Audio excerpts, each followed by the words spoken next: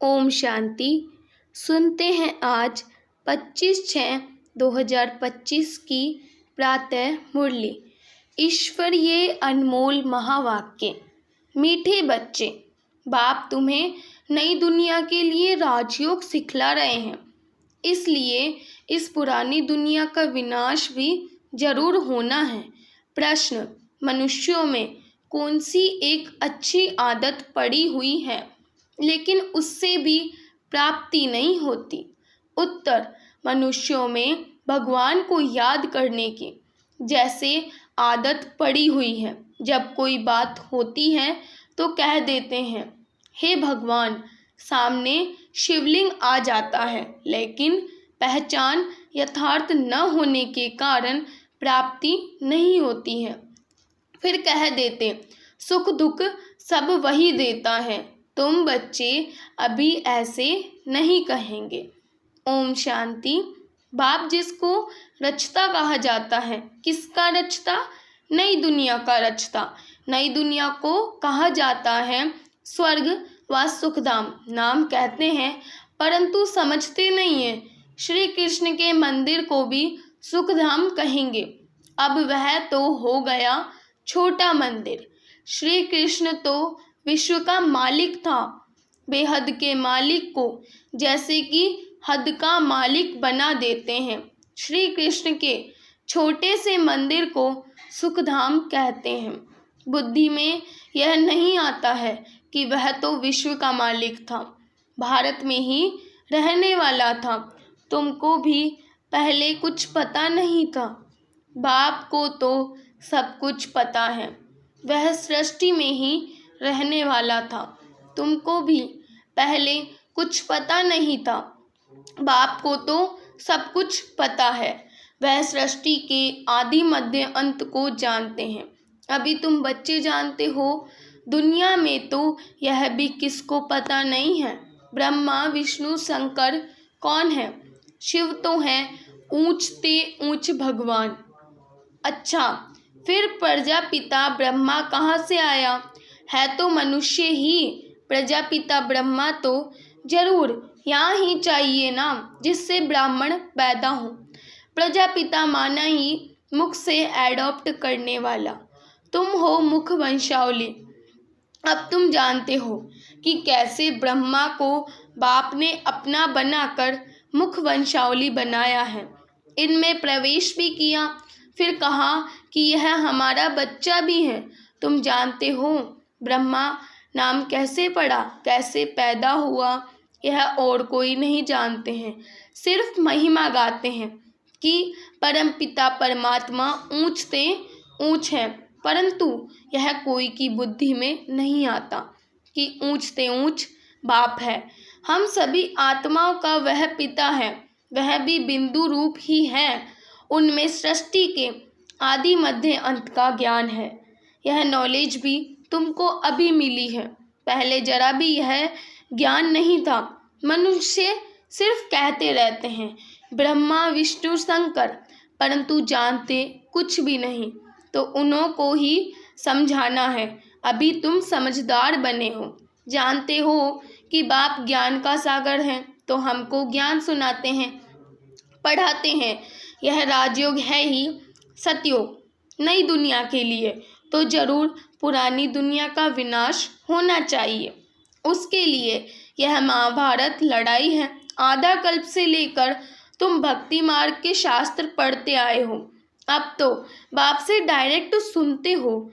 बाप कोई शास्त्र नहीं बैठकर सुनाते हैं। जप तप करना, शास्त्र आदि पढ़ना, यह सब भक्ति है। अब भक्तों को भक्ति का फल चाहिए, क्योंकि मेहनत करते ही हैं भगवान से मिलने के लिए, परंतु ज्ञान से सद्गति दाता। ज्ञान और भक्ति दोनों इकट्ठे चल न सके। अभी है ही भक्ति का राज्य। सब भगत हैं। हर एक के मुख से ओ गॉड फादर जरूर निकलेगा। अब तुम बच्चे जानते हो कि बाप ने अपना परिचय दिया है कि मैं छोटी बिंदु हूँ। मुझे ही ज्ञान का सागर कहते हैं, मुझ बिंदु में सारा ज्ञान भरा हुआ है, आत्मा में ही नॉलेज रहती है। अभी तुम बच्चे समझते हो कि उनको परम पिता परमात्मा कहा जाता है। वह है सुप्रीम सोल, अर्थात सबसे ऊंच से ऊंच पतित पावन बाप ही सुप्रीम है ना। मनुष्य हे भगवान कहेंगे तो शिवलिंग ही याद पड़ेगा, वह भी यथार्थ रीति से नहीं, एक जैसे की आदत पड़ गई है कि भगवान को याद करना है। भगवान ही सुख दुख देता है। अभी तुम बच्चे ऐसे नहीं कहेंगे, तुम जानते हो कि बाप तो सुखदाता है। सतयुग में सुख धाम था, वहाँ दुख का नाम ही नहीं था। कलयुग में है ही दुख, यहाँ सुख का नाम ही नहीं। ऊंच से ऊंच भगवान, वह है सर्व आत्माओं का बाप। यह किसको पता नहीं है कि आत्माओं का बाप भी है, कहते भी हैं हम सब ब्रदर्स हैं, तो जरूर सब एक बाप के बच्चे ठहरे ना। कोई फिर कह देते कि वह तो सर्वव्यापी है, तेरे में भी है मेरे में भी है। अरे तुम तो आत्मा हो, यह तुम्हारा शरीर है, फिर तीसरी चीज कैसे हो सकती है। आत्मा को परमात्मा थोड़े ही कहेंगे, जीव आत्मा कहा जाता है, जीव परमात्मा नहीं कहा जाता। फिर परमात्मा सर्वव्यापी कैसे हो सकता। बाप सर्वव्यापी होता तो फिर फादरहुड हो जाता। फादर को फादर से वर्षा थोड़े ही मिलेगा, बाप से तो बच्चा ही वर्षा लेता है। सब फादर कैसे हो सकते। इतनी छोटी सी बात भी कोई की समझ में नहीं आती है। तब बाप कहते हैं, बच्चे हमने आज से 5000 वर्ष पहले तुमको कितना समझदार बनाया था। तुम एवर हेल्दी वेल्दी समझदार थे, इससे जास्ती समझदार कोई हो नहीं सकता। तुमको अभी जो समझ मिलती है यह फिर वहाँ नहीं होगी। वहाँ यह थोड़े ही मालूम रहता है कि हम फिर गिरेंगे। यह मालूम तो हो तो फिर सुख की भाषणा ही न आए। यह ज्ञान फिर प्रायलोप हो जाता है। यह ड्रामा का ज्ञान सिर्फ अभी तुम्हारी बुद्धि में है। ब्राह्मण ही अधिकारी रहते हैं। तुम्हारी बुद्धि में है कि अब हम ब्राह्मण वर्ण के हैं, ब्राह्मणों को ही बाप ज्ञान सुनाते हैं। ब्राह्मण फिर सबको सुनाते हैं। गायन भी है कि भगवान ने आकर स्वर्ग की स्थापना की थी, राजयोग सिखाया था। देखो श्री कृष्ण जयंती मनाते हैं, समझते हैं कि श्री कृष्ण वैकुंठ का मालिक था, परंतु वह विश्व का मालिक था। यह बुद्धि में नहीं आता। जब उनका राज्य था तो और कोई धर्म नहीं था, उनका ही सारे विश्व पर राज्य था। और जमुना के किनारे अब तुमको यह कौन समझा रहे हैं। भगवानुवाच, बाकी यह जो भी वेद शास्त्र आदि सुनाते वह है भक्ति मार्ग के।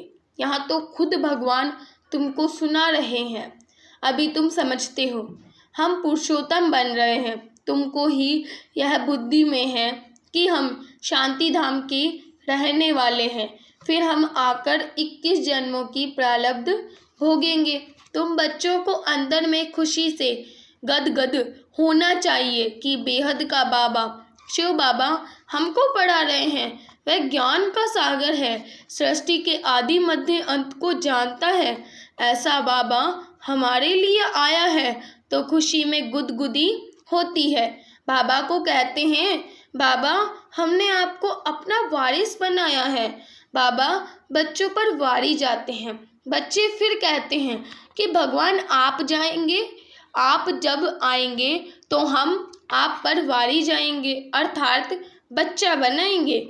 यह भी अपने बच्चों को ही वारिस बनाते हैं। बाबा को वारिस कैसे बनाएंगे, यह बेगुहा बात है।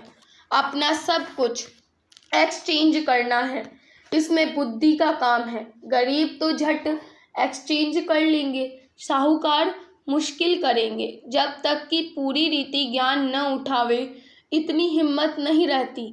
गरीब तो झट कह देते, बाबा हम तो आपको ही वारिस बनाएंगे, हमारे पास रखा ही क्या है। वारिस बनाकर फिर शरीर निर्वाह भी अपना करना है, सिर्फ ट्रस्टी समझकर रहना है। युक्तियाँ बहुत बताते रहते हैं, बाप तो सिर्फ देखते हैं कि कोई पाप कर्म में तो पैसे खराब नहीं करते हैं। मनुष्य को पुण्य आत्मा बनाने में पैसा लगते हैं, सर्विस भी कायदे से करते हैं। यह पूरी जांच करेंगे, फिर सब राय देंगे। यह भी धंधे में ईश्वर अर्थ निकालते थे ना, वह तो था इनडायरेक्ट, अभी डायरेक्ट आए हैं। मनुष्य समझते हैं हम जो कुछ करते हैं उनका फल ईश्वर दूसरे जन्म में देते हैं। कोई गरीब दुखी है तो समझेंगे कर्म ही ऐसा किया हुआ है, अच्छे कर्म किए हैं तो सुखी हैं। बाप तुम बच्चों को कर्मों की गति पर समझाते हैं।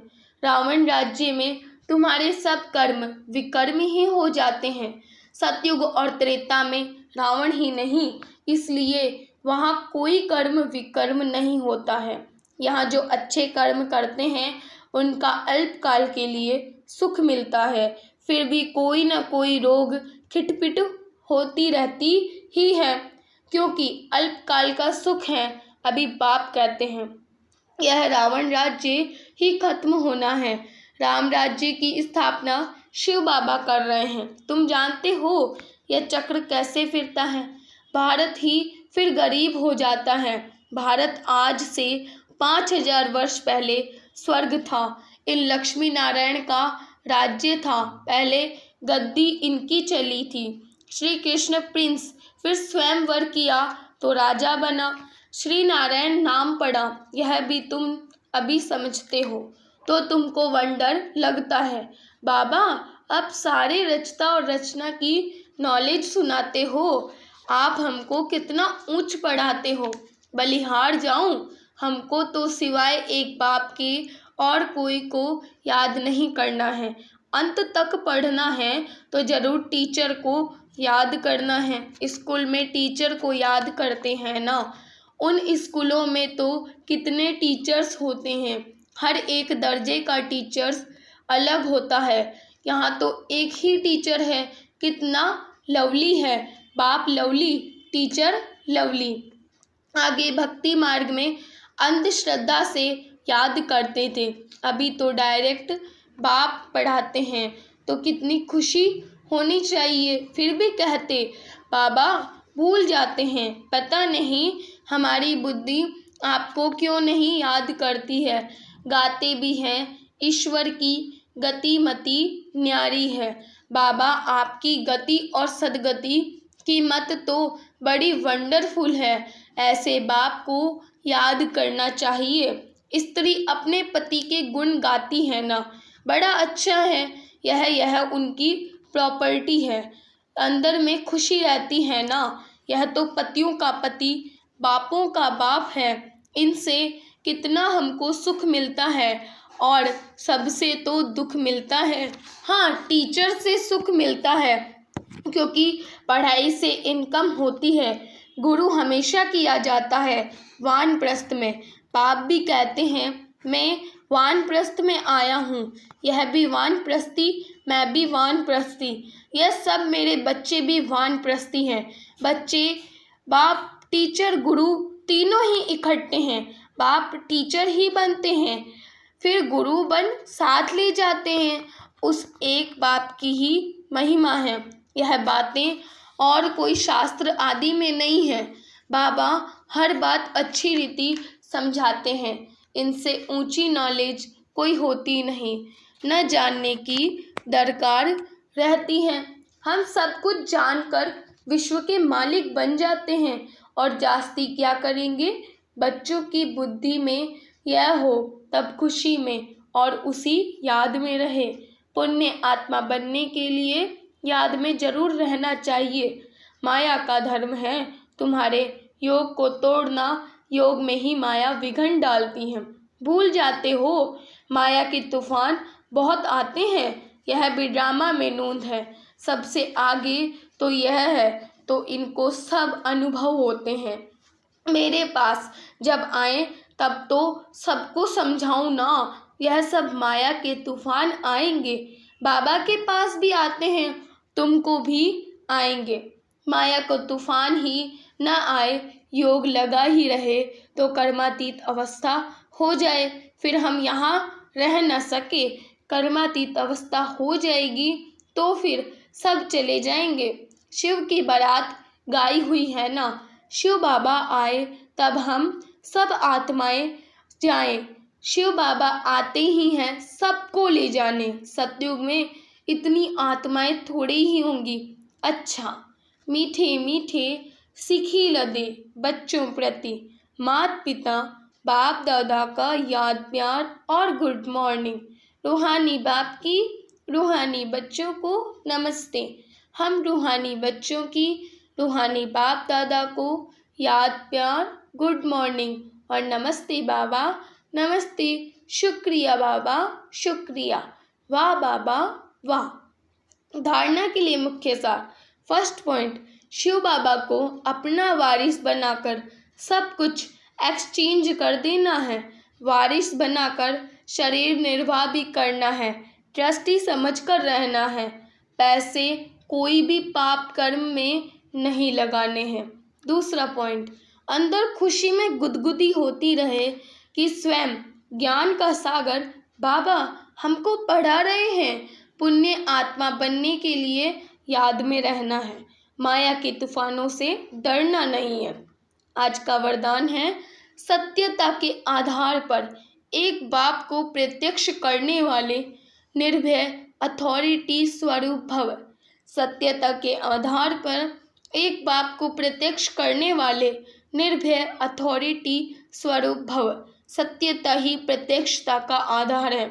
बाप को प्रत्यक्ष करने के लिए निर्भय और अथॉरिटी स्वरूप बनकर बोलो, संकोच से नहीं। जब अनेक मत वाले सिर्फ एक बात को मान लेंगे कि हम सबका बाप एक है और वही अब कार्य कर रहे हैं, हम सब एक ही संतान, एक की संतान एक हैं और यह एक ही यथार्थ है, तो विजय का झंडा लहरा जाएगा। इसी संकल्प से मुक्तिधाम जाएंगे और फिर जब अपना अपना पाठ बजाने आएंगे तो पहले यही संस्कार इमर्ज होंगे कि गॉड इज वन। यही गोल्डन एज की स्मृति है। आज का स्लोगन है, सहन करना ही स्वयं के शक्ति रूप को प्रत्यक्ष करना है। सहन करना ही स्वयं के शक्ति रूप को प्रत्यक्ष करना है। आज के अव्यक्त इशारे हैं, आत्मिक स्थिति में रहने का अभ्यास करो, अंतर्मुखी बनो।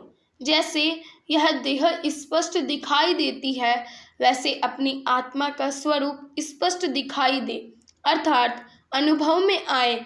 मस्तक अर्थात बुद्धि की स्मृति व दृष्टि से सिवाय आत्मिक स्वरूप के और कुछ भी दिखाई न दे व स्मृति में न आए। ऐसे निरंतर तपस्वी बनो, तब हर आत्मा के प्रति कल्याण का शुभ संकल्प उत्पन्न होगा। भले कोई अपने संस्कार स्वभाव के वश आपके पुरुषार्थ में परीक्षा के निमित्त बना हुआ हो, उसके प्रति भी सदा कल्याण का संकल्प उत्पन्न हो। आज मीठे प्यारे बाप दादा ने हमको स्वमान दिया है कि मैं अथॉरिटी स्वरूप आत्मा हूँ।